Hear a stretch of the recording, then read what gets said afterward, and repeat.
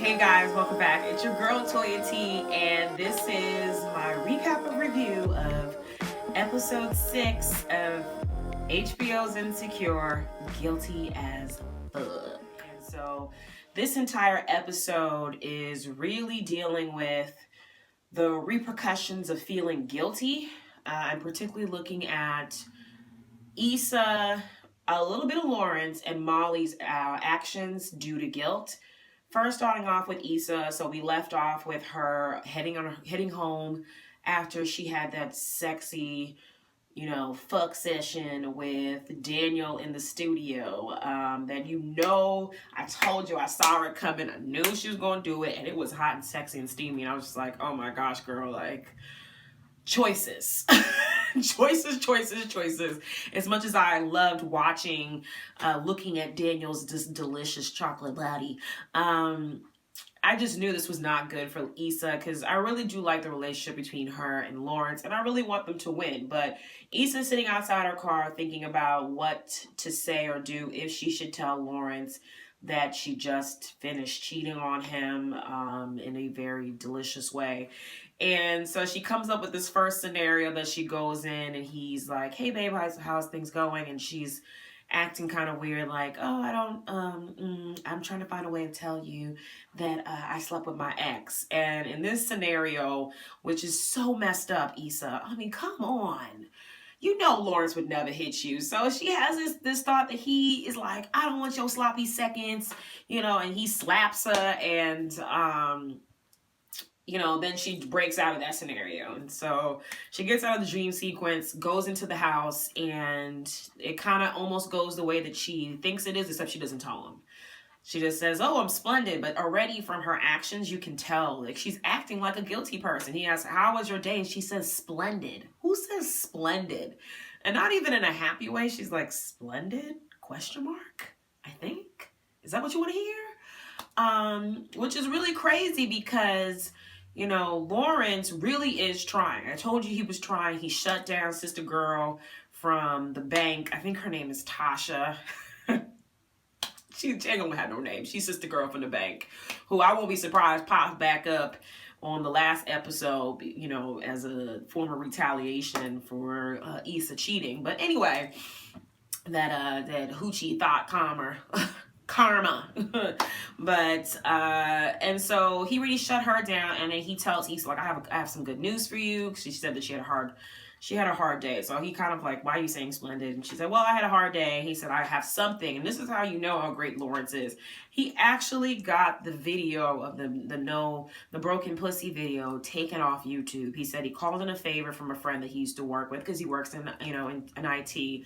And he actually had the video taken down from the internet. So he said, now when you look up your name, all you'll see is your Facebook page and somebody who has the same name as you, a Nigerian singer with the same name as you.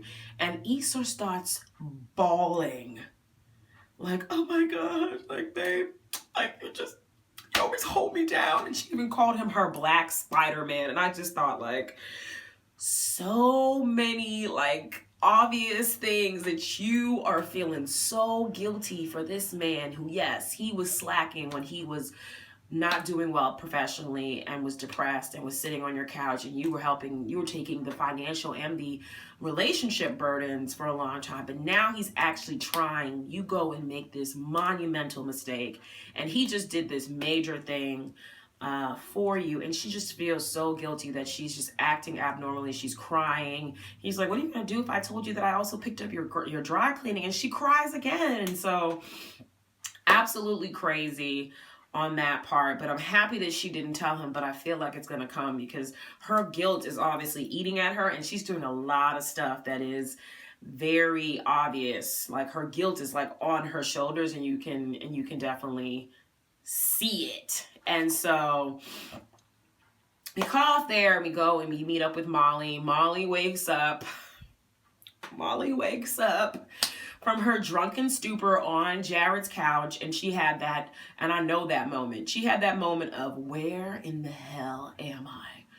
who is that figure of a man that I see in the distance? And as her eyes are starting to clear up from, you know, that drunken goop in her eyes, she notices that it's Jared, and you can see the sigh of relief. I've had that, like, who am I? Where am I sleeping? Where did I wake up?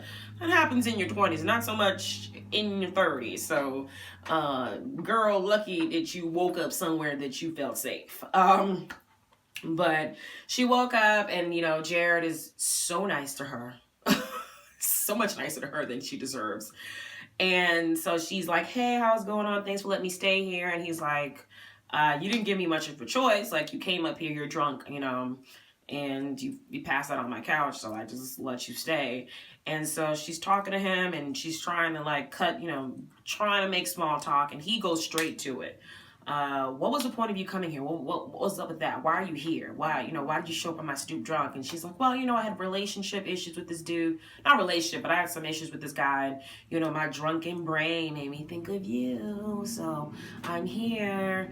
And he just cuts straight to it, like, you know, it's okay that things didn't work out between us, but I feel like you showing up here is you playing games, and I don't do that. And I really do love that about Jared, that he is very straightforward, very much not about playing games, very communicative, and is actually really giving Molly the things that she needs. But she apologizes after he says that. She can see the crack there, that he's still, you know, interested and nice to her, not an asshole, because he could have been. He very much could have been an asshole to her, especially the way she treated him. But, you know, he offers up some of his cereal, asks her what she's doing later, and she says errands, and he asks her, do you want to ride? And I did not see this coming, but I should have, because she gave him that look like, yes, I do. And then before you know it, it is just ass cheek city. Just looking at Jared, just pumping and humping with Molly, and he's like, you still got some errands? And she's like, no. I ain't got no errands. And so, yeah, some stuff is going down now between Molly. They are working out their issues. So we go back to Issa, and it's bedtime, and Lawrence is coming out the bathroom with no shirt on and his little boxer briefs, and he's, you know, talking about how he just flossed his teeth and he feels so good. And Issa's like, oh, babe, you look good. And then they start kissing, and Lawrence is like, yeah, you can thank me for taking down that video, finally getting some loving from my girl, because you remember that incident that they tried to get it on in the shower, and it just didn't work out. And so, you know, Lawrence seemed happy. He's ready. He's in a good mental health state. He's, you know, at least getting on his feet financially. And so him and Issa start making out, and it's like PTSD. Like, oh my God. So see, this is guilt. This is guilt PTSD. This is just guilt SD. Guilt, stress, drama, syndrome, disorder. I don't even know the word. Guilt, stressed, disorder. Because as soon as they start kissing, he starts saying things. All Issa can do is she's flashing back to her and Daniel, and everything that was, you know, happening during that whole fuck session that she had with Daniel in the studio, all of the same night, like hours ago. Like, she had just, I hope she took a shower, because she probably still had Daniel's saliva and juices still on her, which is, okay, whatever. Anyway, so they're getting at it, and then she's getting so many flashbacks of her and Daniel and feeling so guilty that she actually stops Lawrence, like mid, like, groping, because she was like on top of him, and it just triggered her when she was on top of Daniel. I was like, oh, damn, girl, come on. And you could tell Lawrence was kind of upset about that. He was like, oh, man. She's like, can we just hold each other? And he's like, okay, you know, whatever, she wants to do that, that's fine. But I was like, damn, girl, like, Lawrence is looking good in that bed. Good, okay? And so that was that. The next morning, Issa cooks for Lawrence, and it's, again, guilty behavior. Don't do that. Don't wake up in the morning. You haven't sexed your man, and you haven't cooked him breakfast. Don't come and cry when he does something good for you and then make him breakfast the next day. This should have been red flags, like, she has done something wrong. There is something going on. But Lawrence is trying. He thinks that he's trying, so he probably thinks that Issa is trying to improve things in the relationship. And so she wakes up and makes him real bacon, not turkey bacon, because he was surprised. He's like, this is real bacon? We have real bacon up in here? What's the occasion? And she's like, I just want to say thank you. So she made him breakfast. They're eating, and he's feeling really good about it. And so that looks really cute. And she's like, you know what, babe, let's go on a date. We haven't gone out in a long time. Like, I think this is a good time. So that was definitely still showing that she's trying. Maybe, and again, it's probably very much guilt-based. But it's good to see that she's at least trying to push through this thing that she has done and really work on her relationship with Lawrence. Now, we pick up with Molly, and Molly is happy because her and Jared had that long talk and, worked things out. And so now she's cooking for him. She got Chrissy Teigen's cookbook open, and she's learning how to cook something. And obviously she doesn't cook because Issa calls her, and she's like, girl, what you doing? She's like, I'm cooking. Chrissy Teigen got a great cookbook. And she's like, girls, don't stop cooking. You in the kitchen? Oh my gosh. And so she's telling him, like, oh, who are you cooking for? She's like, I'm cooking for Jared. And Issa's like, oh my gosh, girl, you're awful. Like, you dumped this dude like a hot sack of potatoes. And then now he's back in the picture out of nowhere. Like, what happened in the last 24 hours? I thought you were with lawyer dude, AKA sexy ass Jadena. But I guess he's gone now. Sad face. But so she's like, yeah, we talked. He really gave it, had let me have it, and I apologize, and now we're in a good place, and he's about to come over, and we're gonna cook. So the doorbell rings, and she's like, okay, I gotta go. He's here, and of course, he comes in with a bottle of wine, and then it was working out some issues again in the kitchen. She's thanking Chrissy Teigen. He's like, have you ever tried Blue Apron? She's like, boy, don't ruin the mood. Try Blue Apron. Okay. And so now we pick up with Issa. Issa's at work now, and she's at a group meeting, conference meeting that they were having about a fundraiser for the nonprofit that she works for. So they're trying to look for venues, and they're talking things out. While she's going through this work process, of course, who texts her but freaking Daniel talking about so what's good? Because she snuck out from the studio while he was still butt ass naked sleeping on the couch, which is just okay, whatever. Just again. But so she snuck out. She hasn't talked to him since. This is the next day, and he's like, "What's going on? Can we talk? What did I do? Did I do something? Can you please call me?" And of course, she deletes both of those texts. Although if she was smart, she would have blocked his number. Like, that's what I do when I want to stop talking to people. Just block the number so he cannot send you messages, especially if you don't want to talk to him. But I was like, girl, in this case, do not block his messages or delete them, because you might want to talk to him, because remember the last time she avoided his phone calls from the first episode, he showed up at her job, and that's how we got in this problem in the first place, that he just showed up at her job.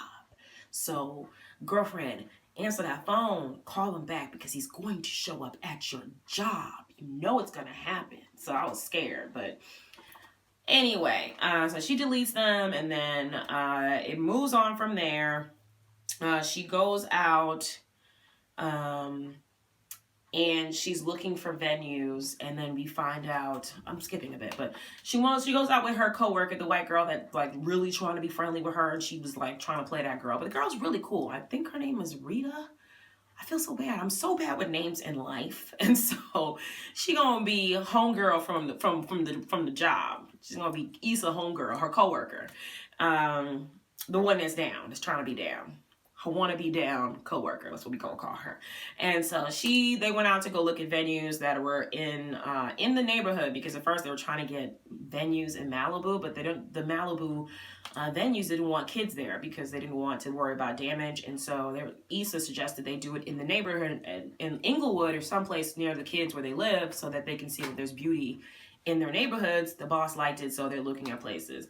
As Issa's walking away from one of the venues with her coworker, wannabe down coworker, she gets a phone call from Lawrence. Lawrence lets her know that he has a job interview with a tech company in Santa Monica. She's so happy for him, and she's like, oh, congrats. And he says, in his words, things are looking up for us.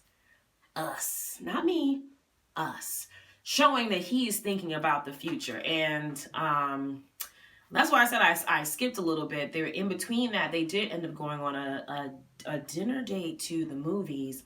And after the movies, Lawrence, they went to it in a mall. Lawrence brings her to a jewelry store. He's like, let's go in this jewelry store. And he's showing off his little jewel, like he's been thinking about it. And I thought he was going to propose, because they went in, he asked the jeweler immediately to look at a diamond cut, marquee cut diamond, platinum band ring. And I was like, you about to get engaged. Although I wouldn't advise that, because he's still working at Best Buy, and you don't want to use all your money that you just gained working for Best Buy. At least give it a year, 6 months. But so he puts it on her finger, and she's like, oh my gosh, looking at the ring. And then he said, it's nice. How do you like it? And again, she gets triggered. She got that GSD, that guilt stress syndrome disorder coming at her, because she flashes back to Daniel asking her, in the middle of some doggy style, asking her, do you like it? How do you like it? And then I was like, oh man. And so she immediately freaks out again, and, says, oh, I gotta go. I'm feeling sick. And Lawrence is like, what the hell? The jeweler's like, yo, this doesn't happen. Usually the woman puts on a beautiful ring like that, and she's like, yes. And there's usually a proposal that happens, or some kissing. But she looked like she was about to throw up, like she saw a ghost. And so they leave. So that was that with that storyline. Also with Molly, we find out that she and Jared are talking, and talking about their youth and different things that they did when they were younger. And she talks about in college that she kissed a girl, and she had sex with one of her professors. And she's like, Jerry, you gotta tell me. And so he says, well, I ran around naked. I slept with one of my first bosses, and she was married. Oh, and I also had a sexual encounter with one of my male friends, with a guy. And so Molly's eyes go like, blah, blah, blah, like, what's going on? Like, tell me more about this. So he explains, like, he was 20, he was in New York, it was a friend, they got drunk, they left, went back to the friend's place, and the guy went down on him, and immediately he realized that he wasn't about that. And Molly's just like asking all the questions. Like her whole image of Jared just changed, and it was like, how long did you do it? Did you do it with more than one guys? Are you bi? What's going on here? And he's getting like fully interrogated, and he's telling him like, no, it's not that serious. Like, I'm not bi. I didn't like it. It was one guy. It was one time, and that was enough for me. And you can see already the wheels turning. Like, Molly is constantly working against herself. Although I can honestly say in this situation, I don't know how I would react either. Like, I try to be enlightened. I try. But we are all flawed people. We do live in a certain type of society, and I was at least raised to be a bit more open-minded, so I've never been in that situation that I know of. Well, I've never been in a situation where someone told me that for a while. What would you guys do if you found out? I know for guys, you found out that your girlfriend or whatever woman you're dating had sexual relations with a woman, you probably wouldn't even ask as many questions as Molly asked Jared, and you might be asking it more in a, like voyeurist kind of way, like, ooh, I wish I was there to see it. But in this case, it really was like an interrogation, like she was judging him. And so I could already see the wheels turning. And from that, we pick up with everyone meeting together. So it was a group gathering. One of Issa and Molly's friends, her cousin was having a Jesus play that was supposed to be like Hamilton, so like a rap hip-hop version of, like, I guess, Jesus Christ Superstar. I don't know what it was. They just called it the Jesus play. But we pick up with the ladies there. We have the snooty friend that is Molly's soror, her sorority sister, and the girl that loves to drink, the bigger girl that loves to drink with the curly hair, that talks about how much she loved New York men, and it was her cousin that is having this ratchet ass play. Apparently, that's what they said. But and so the girls are talking, and of course Molly already told them that he said, because I guess she wanted some perspective, but she already told them that what Jared said to her about the fact that he's had a sexual relation with a guy, and the snooty friend is like, dump him. Sorry, girl, you gotta dump him. And it's like, I wish she hadn't said anything to them, because they were the same group that when she brought them around him and they found out that he didn't go to college, that Molly dumped him in the first place because of their kind of, like, she not dumped him, but she was thinking badly about him because of their thoughts about him, their perspective, their view on him, even though she really does like him and he's a nice guy and he's nice to her. But they're having all these conversations and asking, like, more questions about, like, what happened, who was the guy, what did he look like, did they come, did he come, like, all these, like, really crazy questions. And they put it on Issa. Issa's trying to be supportive, like, well, like, how come we can't be more open about black men being, fluid with their sexuality, and that if it was a white guy, you would just say, oh, it comes with the territory, but we don't allow black men to be as fluid with their sexual identity as we do with females and with other men of other races. And so they questioned Issa, like, what would you do? She's like, well, Lawrence, I mean, he's pretty much, what people would consider a stereotypical gay man. He's very particular about his laundry, and he cooks and he cleans. And so, like, sure, whatever. But of course, for Snooty Girl, she was like, it would never happen. No. Like, we're not even going to do the hypothetical, because my man would never. And it's like, watch y'all get married, and then he gonna come out and tell you that he been sleeping with Derek for, like, half your marriage, and now wants to go live with him. He gonna come, like, it's those women with men like that end up with, like, her may end up down low, or she down low, or they both down low together. But it's a little too much uptightness for me. Like, that's the worst. Like, gosh, breathe. Let the butt cheeks free. Like, just so tight. Anyway, so they go see the play. The play is ratchet as all hell. It's hilarious.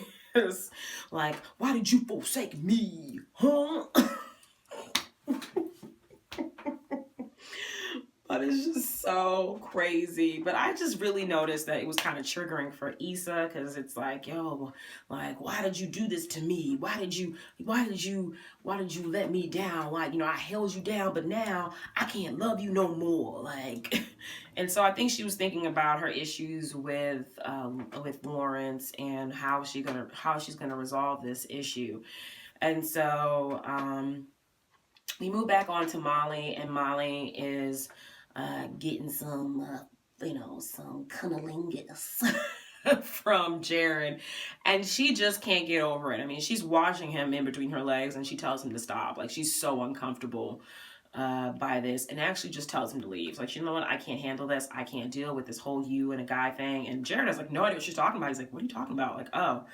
It's like, I'm done with this. I can't deal with this. Like, you gotta go. And so she breaks things off completely with Jared. I feel so bad. I hope he doesn't turn into a woman-hating man because of this experience that he's had with Molly, because that really is like a, bitches ain't shit kind of situation, where if he told me that that's what happened to him, I would allow him to be like, yeah, bitches ain't shit. Like, at least for that one, I'll let him have that moment without having to say something. So she breaks up with him, and then we meet and we see Molly and Issa together, and Molly is commiserating, just talking about how shitty her love life is, and how I don't think she's fully understood that she's been the cause of her problems, but she definitely really caused the problems in this relationship. I mean, like, with all of them, but really with Jared, she really messed this over.